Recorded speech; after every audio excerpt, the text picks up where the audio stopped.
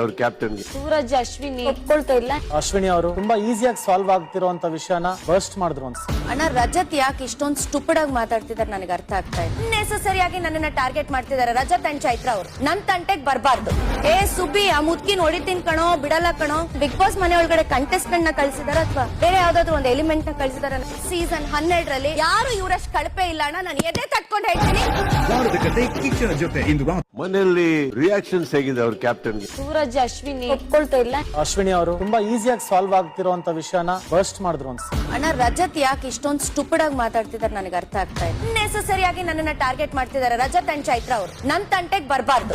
ಏ ಸುಬ್ಬಿ ಆ ಮುದ್ಕಿನ್ ಹೊಡಿತೀನಿ ಕಣೋ ಬಿಡಲ್ಲ ಕಣೋ. ಬಿಗ್ ಬಾಸ್ ಮನೆ ಒಳಗಡೆ ಕಂಟೆಸ್ಟೆಂಟ್ ನ ಕಳ್ಸಿದಾರ ಅಥವಾ ಬೇರೆ ಯಾವ್ದಾದ್ರು ಒಂದು ಎಲಿಮೆಂಟ್ ನ ಕಳ್ಸಿದಾರ. ಸೀಸನ್ 12ರಲ್ಲಿ ಯಾರು ಇವರಷ್ಟು ಕಳಪೆ ಇಲ್ಲ ಅಣ್ಣ. ನಾನು ಎದೆ ತಟ್ಕೊಂಡು ಹೇಳ್ತೀನಿ.